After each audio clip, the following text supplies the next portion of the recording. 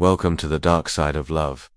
In today's video we dive into a story that proves how a single laugh can change the entire course of your life, and how sometimes the people we think we know best are just wearing the best masks. This is the true account of Paul Preston, a self-made man who believed in love, but not at the cost of losing everything he built. Buckle in, this story takes unexpected turns, heartbreak, betrayal, and a lesson in knowing when to walk away. My name is Paul Preston. I'm 41 years old, and for the last 11 years, I've been building something most people only dream of, a stable, successful life on my own terms. I own a modest IT consulting firm that started in a spare bedroom and grew into a reputable company serving several Fortune 500 clients. It's not flashy, but it's solid, predictable, profitable. I worked late nights, missed birthdays, and skipped vacations for nearly a decade to make it happen. Now I don't worry about bills. I live in a home I fully own, with no mortgage hanging over my head. I don't owe a dime to anyone. My business is valued just under $4 million, and everything I have I earned. Every dollar, every inch of my life is the result of relentless work and discipline. And then came Lena. We met at a mutual friend's birthday dinner almost 4 years ago. She walked in wearing confidence like perfume, subtle but strong enough to change the air in the room. Lena was magnetic. She worked in marketing, had sharp wit, great timing, and she could talk to anyone like she'd known them forever. That night, we barely spoke more than 5 minutes, but I couldn't stop thinking about her. We bumped into each other again at a local wine tasting 2 weeks later. This time, the conversation flowed easy, unforced. She was smart, ambitious, and surprisingly down to earth, or at least that's what I thought back then. We started dating slowly. Coffee runs turned into long dinners. Texts turned into weekend getaways. I wasn't in a rush. I'd been through enough relationships to know the cost of moving too fast. But Lena had a way of making everything feel like it was unfolding. Naturally, I let her in, one layer at a time. After about a year, she moved in. The next 2 years were mostly smooth. She seemed to love the life I had built. The quiet house in a gated suburb, the impromptu flights to Napa, the dinners at places with tasting menus and names I still can't pronounce. I never felt like she was using me, not at first. I liked sharing what I had with someone I cared about. That's the point of building a good life, right? To not spend it alone. 6 months ago, we got engaged. I planned it out meticulously. A trip to Cabo Sunset, private dinner on the beach. The whole cliché, sure, but it felt right. Before I could even finish asking, she said yes, tears in her eyes, called it the happiest day of her life. I believed her. Once we got back, she dove headfirst into wedding planning, color palettes, venue tours, floral samples, Pinterest boards so detailed you'd think she was organizing the royal wedding. I didn't mind. Seeing her excited made me happy. If choosing between ivory or champagne-colored tablecloths brought her joy, so be it. But I started noticing something. Every decision leaned into extravagance. Everything was more. Bigger venue, more guests, designer gowns, imported orchids. She wasn't planning a wedding, she was producing a spectacle. Still, I chalked it up to enthusiasm, until she floated a new idea one evening. We were having wine after dinner when she said, almost casually, "You know what would be fun? A lake house, nothing crazy, just a cozy second place we could rent out on weekends. We're not there. It could practically pay for itself." I nodded, listening. On the surface, it didn't sound like a bad idea, but when she mentioned putting it in both our names, something clicked. My instincts, the same ones that built a thriving business, whispered, "Check your foundation." So I called my lawyer, Evan. I told him it was time for I hadn't brought it up when we got engaged. I didn't want to sour the moment. But now, with joint purchases on the horizon, it felt irresponsible not to. Evan agreed. He said he'd have a draft ready in a week. Nothing extreme, just a clean agreement that protected my premarital assets, my home, my company, my investments, the basics. It would also include a standard spousal support clause based on marriage length, not because I expected divorce, but because you never do until you're in one. A week later, I picked the right moment, or so I thought. We were sitting on the couch, her legs curled under her, wine in hand. I turned the TV off. "Hey, want to go over something with you?" I said. She looked up, curious. "Sure, what's up?" "I had Evan draft a prenup," I said. "Just a basic one. I want you to read it over." She blinked, then she laughed. A soft, breathy laugh at first, like she thought I was joking. "A prenup," she said, smiling. "You're serious?" I nodded. "Yeah, I just think it's smart. It protects what we both brought into the relationship. Nothing tricky. The smile faded a bit. She set her glass down and leaned back. Paul, she said, we're getting married. What's mine is yours, and what's yours is mine. That's how it works. No, I said gently. That's how some people think it works, but I've spent over a decade building my business. I don't want it tangled up if things ever go south. Her eyebrows shot up. So you think we're going to fail already? No. But I think protecting yourself isn't the same as planning to fail. She laughed again, but not the warm kind. This was short, sharp, almost mocking. You really think I'd come after your money? I think I don't want to take that chance with anyone. That hit her. I could see it. That's rich, she said. You spend all this time talking about trust and partnership, and now you want me to sign a contract like I'm some gold digger. It's not personal. It's protection.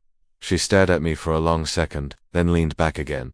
I'm not signing anything, she said. If you trust me, you don't need it. If you don't, then why are we even getting married? I didn't respond right away. Her eyes never left mine. She wasn't crying. She wasn't angry. She was cold, calculated. You either marry me as is, she said, or not at all. The words landed like a punch to the gut. Not because of what she said, but how she said it. Not a plea, not a conversation. A deal, an ultimatum. I nodded once. Okay, I said. She smiled. Good, she said. Glad we're clear. No, I said. Okay, as in not at all. The smile vanished. What, you gave me a choice? I'm choosing not at all. She froze. The room went so quiet I could hear the tick of the kitchen clock across the hall. You're ending our engagement over a piece of paper? She asked, rising from the couch like her body didn't know whether to scream or beg. I'm ending it, I said calmly, because you just told me who you are, and I finally believe you. She didn't respond, just grabbed her phone, stormed upstairs, and slammed the bedroom door. I didn't follow. I just sat at the dining table, phone in hand, thumb hovering over Evan's contact. Then I texted, don't bother finalizing the prenup. The engagement's off. He replied within 2 minutes. Understood. Want me to draft a formal cancellation? Not yet. Give me 48 hours. I'll handle it. That night I slept in the guest room, not because I was scared of confrontation, but because I couldn't stand the idea of sharing a bed with someone who saw love as leverage. The next morning, she came downstairs like nothing had happened, hair done, gym bag over her shoulder, a bright pink water bottle in one hand, like she'd hit some invisible reset button. Morning, she said, with a casual tone as she poured coffee. We should probably go see that lake house this weekend. I've been thinking about layout ideas. I didn't look up from my laptop. There's not going to be a lake house, she paused, turned, excuse me, there's not going to be a wedding, either. Now she looked at me, full-on eyes narrowed, scanning for a crack, for anything she could pry open. You're serious? She asked. Dead serious, I said. I started calling vendors last night. We're not doing this. She set her mug down with a force that sent coffee sloshing over the rim. You didn't even give me time to think. No, I said.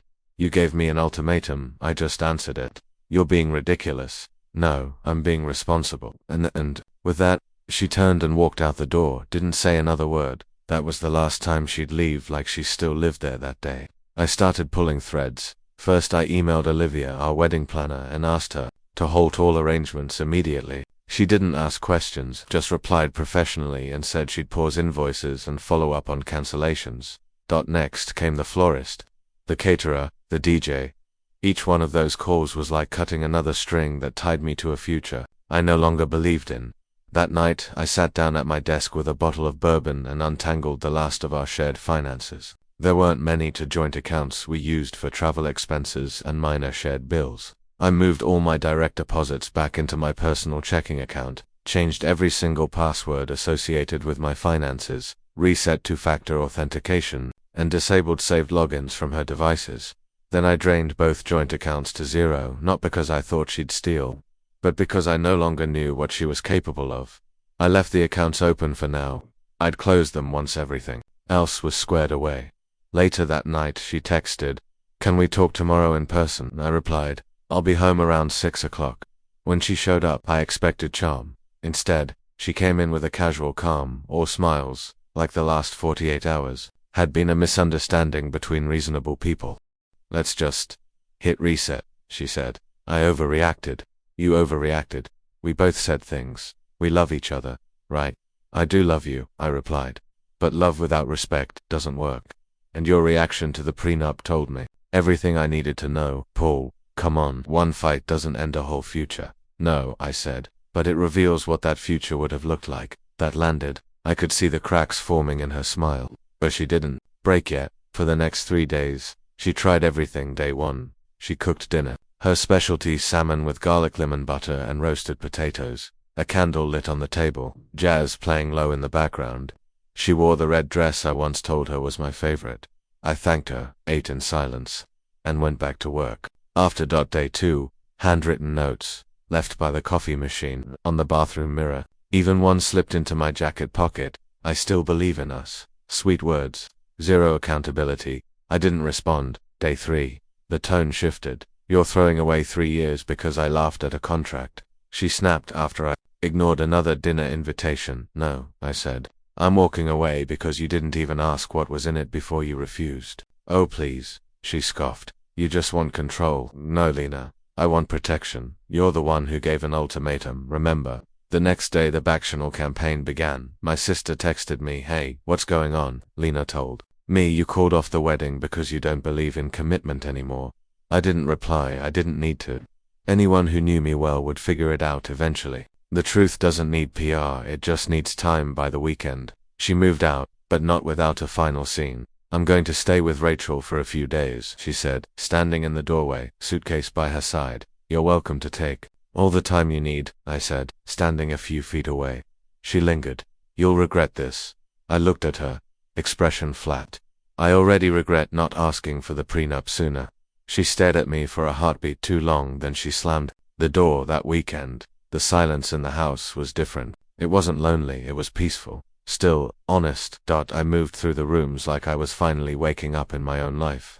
No eggshells under my feet, no rehearsing conversations in my head. I turned on music for the first time in weeks. Not for ambience, but for me. I spent Sunday doing the one thing Lena always joked was pointless. Organizing my storage room, labeled boxes, old journals, photos, life before her. The thing she once called clutter you'll never look at again.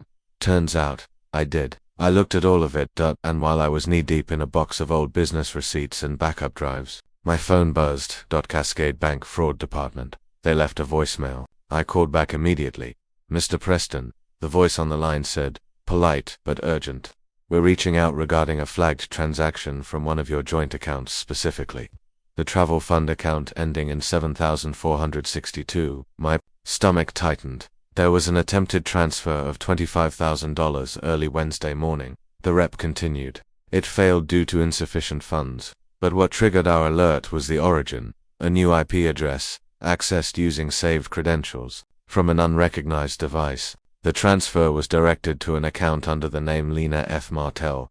I didn't respond. I couldn't. The rage didn't come, not right away. What I felt first was clarity. If I hadn't moved fast, she would have taken it, clean, quiet, and probably smiled while doing it. We've locked the account temporarily, the rep said. We recommend updating all passwords immediately and enabling biometric security. Thank you, I said. You've done more than enough. I hung up, then just sat there, elbows on my knees, head in my hands. She tried to take 25 grand. After everything, after telling me she wasn't that kind of woman, after laughing at the prenup, after mocking the idea of distrust, she didn't just cross a line, she planned it, typed it out, clicked transfer, and hoped I'd never notice. And that's when I knew this wasn't a relationship falling apart. It was a con unraveling. That night, I texted her, "Me. We need to talk. Call me." She replied with a thumbs up, emoji.classy. When she finally called, her voice was breezy, too breezy. "Paul, what's up? You tried to move $25,000 from our travel account," I said flatly. Silence. "Don't lie," I said. "The bank called. They have the login data, timestamps, IP address. The transfer failed because I already moved the funds." "But you tried." She exhaled, then said, "I was just checking the balance. I didn't actually move anything." "Initiated a transfer. You inputted your account info." "Okay, fine," she snapped. "I wanted to see what you were hiding. You pulled everything overnight like I was some stranger, because you acted like one." "I didn't take anything, Paul." "No," I said. "You tried. That's worse. You're overreacting." "No, Lena." I cut in. "I'm reacting to a betrayal. You crossed a line that can't be uncrossed." She didn't deny it again, didn't apologize. She just hung up. 2 mornings later, 7:46 am, I was in the garage, reorganizing old tools, when I heard the front door open. I walked into the living room and found her standing in the entryway, same calm, unreadable expression. A reusable grocery bag in hand, like she still lived there. "You can't just walk in here," I said. "I still have a key. You should have called. I figured you wouldn't pick up." She set the bag down and crossed her arms. "I made a mistake," she said softly. "No," I replied. "You made a choice, thought it through, logged in, typed in your routing number. That's not panic, that's premeditation." "I wasn't going to take it," she said. I don't know. I felt like you were cutting me off. I panicked. I thought you owed me something." "Owed you?" I said, eyebrows raised. "You lived in my house, ate food I paid for, vacationed on my dime. I paid every bill. Lena, you didn't build this with me, you moved into it." She didn't respond. "I'll sign the prenup," she said finally. Quiet, measured, "if that's what it takes." I shook my head. "It's not about the prenup anymore. That was never the deal breaker." "Then what was?" he asked. Looked her dead in the eye. "You laughed when I tried to protect what I built. Then you gave me an ultimatum. And when that didn't work, you tried to steal from me. You never wanted a partnership. You wanted a shortcut. That's not fair, it's accurate." She walked into the kitchen, pulled out a chair like we were about to have a casual chat. I didn't sit. "You think this is over because of one bad night?" she asked. "No," I said. "It's over because I finally believe you." "Believe what?" "That you never planned to build a life with me. You just saw one already built, and thought you found a way in." She looked like she wanted to cry, but no tears came. I opened the front door, held it. "Time to go, Lena." She picked up her bag, walked out without another word. Monday morning I walked into the downtown police precinct with a folder under my arm, printed bank statements, timestamps, screenshots of the attempted transfer. Evan had helped me organize it all. Detective Moreno was assigned to my case. Middle-aged guy.com demeanor. No nonsense. He asked for the facts. I gave them. He nodded slowly when I finished. "Well, Mr. Preston, this qualifies as attempted electronic theft, a Class C felony in this state. I'm not interested in revenge," I said, "but I do want it documented. I want this on record. I'm not letting it slide." "Understood," he said. "You're doing the right thing." 2 days later, Lena's lawyer called. Mitchell Durham. Slick voice, calculated tone. He wanted to resolve the matter discreetly. Lena was willing to sign an affidavit admitting to the login attempt. She'd offer full restitution, write a formal apology, in exchange for me dropping the charges. Evan and I discussed it. She wouldn't go to jail. The most likely outcome was a deferred adjudication to years of probation, cybersecurity training, and the charge sealed if she stayed clean. I agreed, not out of mercy, but out of finality. She made her play. She lost. I didn't need her punished. I needed her gone. 3 months later, I bought the lake house, not the one Lena wanted, the one I chose, quiet, remote, no neighbors for half a mile. Paid cash, closed in under a week. The first weekend I drove out there, I didn't bring my phone, no laptop, no plans. Just me, a bottle of bourbon, and the water lapping gently at the edge of the dock. That porch faced the lake like a window into the part of myself I almost forgot existed, the one who wasn't constantly calculating risk or watching for red flags. And I felt it for the first time in a long time. Peace. That weekend I stood on the dock at sunset, barefoot, hands in my pockets, watching the light scatter across the water. The sky was painted in orange and violet. The air was still. No cars, no voices. Just silence, the kind that doesn't scream loneliness, but whispers freedom. I thought about everything that had happened, about how a laugh, one small, sharp, cutting laugh, had cracked everything wide open. The prenup wasn't about distrust. It wasn't about doubting love. It wasn't about greed or paranoia. It was about boundaries. It was about saying, "I love you, but I'm not going to burn the house I built just to prove it." And when I gave Lena the chance to understand that, she didn't even ask what was in it. She didn't read it. She didn't consider it. She just laughed like I had insulted her. But the truth is, her laugh didn't reveal disrespect. It revealed intent, because people only get defensive about plans they were never going to admit to. She thought I was naive. She thought love made me blind. She thought she could push, and I'd bend. Because love without respect is just manipulation in disguise. She thought I wouldn't walk away. She thought I'd flinch, that I'd negotiate, that I'd throw everything I built into a fire just to keep her happy. But here's the truth. I didn't. Blink. Because people like her don't fall apart when you say no, they reveal themselves. That transfer attempt, that wasn't a mistake, it was a final move. One last test, a desperate gamble to see if she could still win, but there was nothing left to take. No wedding, no second house, no access to my name, my bank, my peace. She walked away with nothing, and me, I walked away with everything. I've thought about her since. Not with anger, not with heartbreak, with gratitude, because in the end, she gave me the clearest answer I've ever received. Not with words, but with a laugh, and sometimes, that's all it takes. Thank you for watching The Dark Side of Love. If this story made you think twice about who you trust, or what a red flag really sounds like, hit that like button, subscribe, and turn on notifications so you never miss a story like this again. Because sometimes, the most dangerous kind of betrayal doesn't scream, it smiles, it signs your name, and it laughs when you ask to protect yourself. Until next time, stay sharp, stay safe, and always listen when the mask slips.